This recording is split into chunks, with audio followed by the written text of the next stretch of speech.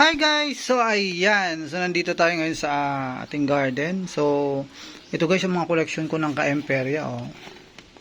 Ito guys ay tricolor. Oh yan. So ang ganda po nito. Hindi lang napunasan, naglinis kasi kami dito. So ayan, ito pa yung isa. So yan, napadami ko na po sila. Mabilis lang po siyang dumami. So yan.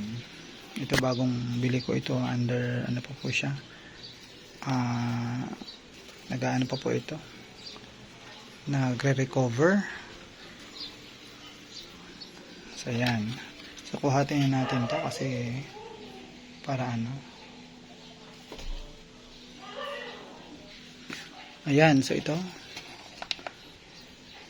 ayan, may mga lemon tayo dito. Ito pink, black pink ito. Ito guys, tricolor. Ang ganda ng kanyang bagong suloy. Ayan, ito yung matured form niya. Ayan, green, mag-green po siya. So yan. So kung mapapansin niyo po,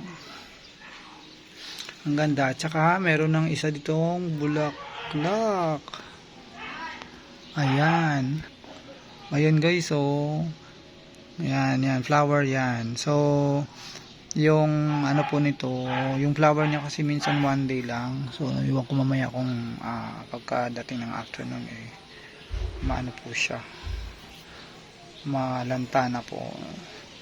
So yan guys, nakakatuwa yung kulay ng mga Ka-Emperia natin. Medyo ano lang to, sensitive din siya sa pagta-travel. So mabilis po siyang malanta din, pero depende po. Ako kasi naka-battle siya, ano siya, kailangan iano mo siya, kulob, para hindi siya ganun basta malanta. So yan. So yun guys, tanim po kayo ng Ka-Emperia, oh. Napakaganda, oh. Ganda ng kulay.